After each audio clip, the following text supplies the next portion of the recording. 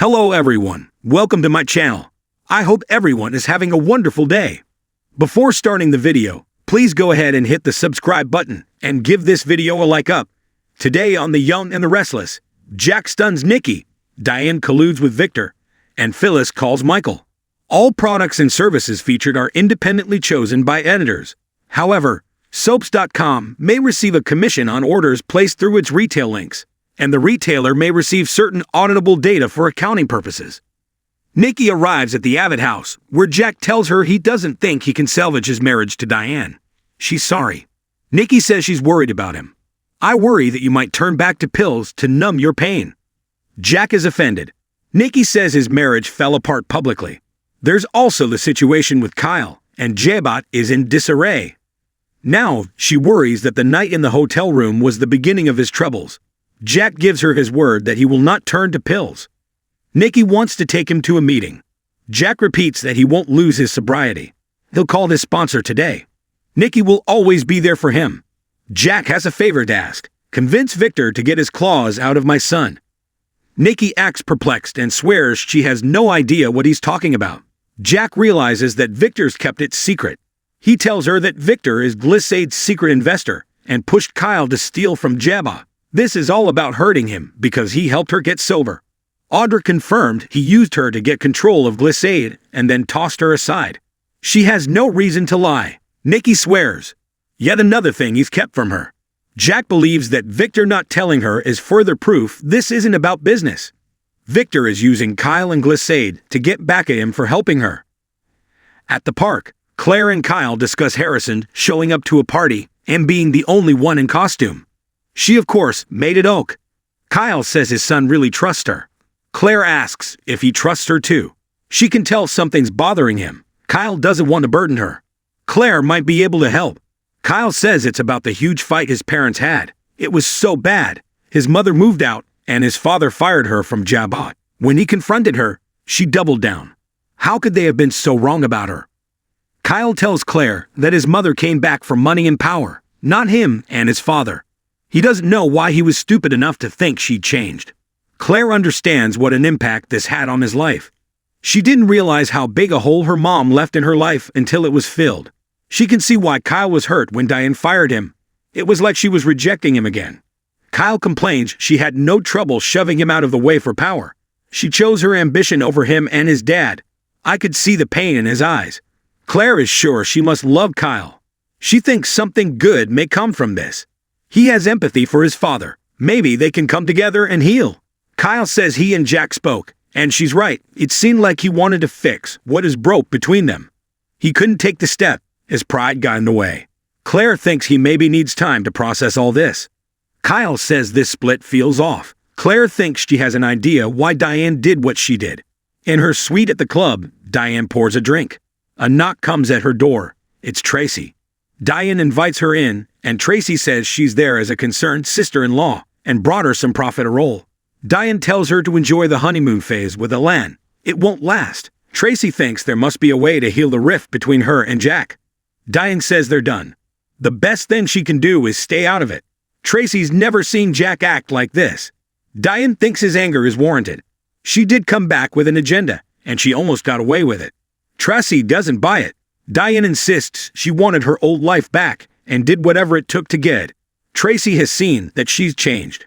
She's worked so hard to prove herself. So, why the sudden shift? Diane's tired of having to prove herself and pretend to be something she's not. I am ambitious.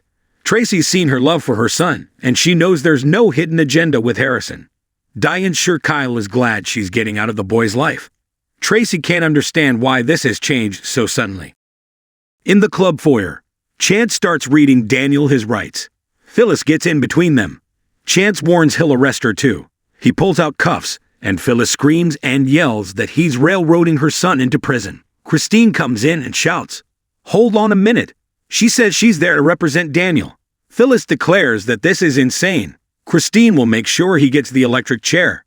Daniel says he called her. Phyllis erupts, "You called Christine." Christine advises Daniel to stay silent and Phyllis to shut the hell up. She assures Daniel she'll meet him at the courthouse. This is all circumstantial, and she'll have him out on bail in no time. Phyllis wants to know if everyone has lost their minds. Phyllis complains that Daniel has to be out of his mind to hire Christine. Chance has to do this by the book, and Daniel asks him not to break his bracelet from Lucy as he slaps on the cuffs. Phyllis declares she'll get him out of this. As Chance leads Daniel out the door, she warns Christine, "Don't you dare think you're going to ruin my son's life." Christine doesn't have time for their usual banter, and neither does Daniel. Phyllis fumes that Daniel doesn't need someone who is just trying to earn brownie points with his dad. She taunts Christine about being a groupie who throws her panties on the stage. Christine has to go save her son. Though I really hope it doesn't come to that. She walks out and Phyllis gets on the phone. She tells someone she needs to see them. It's a matter of life and death. At the Abbott house, Jack tells Nikki his issues with Kyle are as bad as it's ever been. The things he's done has maybe burned all bridges between them. Victor's been stoking that. Nikki says Diane is the one who fired him from Jabba. Jack backed her up. They go over Diane's reasons for coming back. Jack says her intentions sure as hell aren't honorable. He assures Nikki she's not to blame for what Victor's done. Nikki tells Jack that he risked his life to save hers. Victor using that as an excuse for bad behavior is appalling. Jack warns he better be ready for retaliation. In the park, Kyle asks Claire why she thinks his mother turned on the family. She says she was raised to read people, and she truly believes she loves him and his father.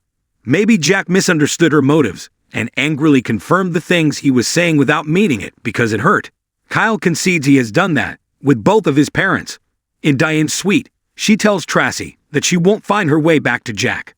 She wants it all and won't apologize for that anymore. She wanted a top spy at Jabba, but she also wanted to be Jack's wife. No man apologizes for wanting both. Tracy agrees there's a double standard. Diane compares herself to Victor. She wants the things she wants. If Jack and Kyle can't handle that, it's too bad for them. It's on them to believe that her love for them can coexist with her ambition. Tracy heads to the door. Diane tells her she deserves every happiness. Tracy says, "So does my brother. Subdue you." In the club, Phyllis reads about Daniel's arrest on her phone. Michael comes in, and she updates him that her son is being wrongfully accused. She wants him to go find out what evidence they have. She refers to the incompetent boob Daniel hired, and he can guess who it is. Phyllis feels there's no way that Christine can win a murder case. Michael says he has the right to pick his own attorney. Christine is excellent.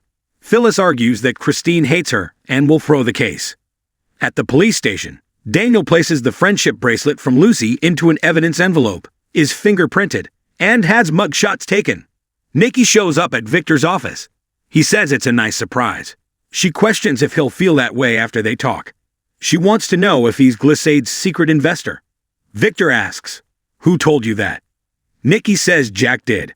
She lays into him, wanting to know if he's using Kyle to hurt Jack. "Are you driving a wedge between them because Jack saved my life?" Victor asks what she was doing with Jack Abbott. He told her many times to stay away from him. Nikki says that's not his choice to make. Victor argues, "Damn right it is. I live with you. The last time he pushed you off the Dan wagon." Nikki says he's her dear friend, and nothing he can say will change that. She went to him to offer her support because he's hurting over the breakup of his marriage. Victor pretends to wipe away tears and points out he got her all riled up. He complains that Jack almost killed her that night in the hotel room. Nikki says, "He saved me." Victor says she saved herself. And him. Nikki accuses Victor of trying to make him pay for that night. Victor says damn right he is. He's a failure. Nikki hisses, "You are impossible." Victor doesn't want her giving Jack support. "Are you serious? Why don't you move in with him?" In the park, Kyle tells Claire he's shocked that Diane didn't try to reassure him. Claire thinks she felt under attack. Kyle can see that she have her defenses up. Claire reminds him that anger comes from hurt. She wouldn't be hurt if she didn't still love him. Kyle thinks she's just upset about missing out on money and power. Claire thinks he can bring her back into his life and get back to being a family again. In the club, Michael tells Phyllis that Christine would never throw this or any case out of pettiness or revenge. Phyllis pleads, "This is my son."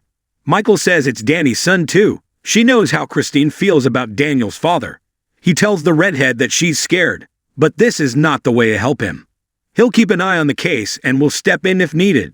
But that's not going to happen, because Daniel's innocent. Michael's stunned to hear that Phyllis thinks Sharon is framing Daniel. It's mother's intuition. Michael tells her that's not admissible in court. It doesn't make sense. Phyllis says she's been completely off the rails and has been attacking Daniel for weeks. She hates Daniel more than Christine hates me. Chance can't see it, so she'll have to figure out how to open his eyes. Michael doesn't like the sound of this. How will she do that? Phyllis shrugs. Michael warns her against interfering in the investigation. Phyllis didn't say she'd do that. Michael thanks her for giving him plausible deniability. As her friend, he warns her against trying to fabricate evidence. Phyllis says she doesn't have to fabricate anything. That bitch has been framing her son, and she'll do whatever it takes to prove it. At the Abbott house, Tracy finds Jack sitting at his laptop. She says she went to see Diane and he groans. She couldn't help it. Jack tells her she's not the person to save their marriage. Tracy thought she could help. Jack mumbles that that's a theme today and tells her Nikki stopped by too. Tracy says they can all see how much he loves Diane and how much she loves him. Jack repeats that she can't fix them. Tracy had to try, but she failed. She saw a woman who is angry, hurt, and righteous even. As much as she hates to say it, he's right. Diane has stopped caring about anyone but herself. In her suite, Diane looks at her wedding photo on her phone. It rings. It's Victor. She says she was hoping he'd call. Is he interested in helping her punish Jack? He's interested. Diane says, good, because I want payback and I don't care who I have to hurt to make that happen. Next on The Young and the Restless, Victor defends his actions. Nate receives a visit from Amy Lewis, and Daniel's world is turned upside down.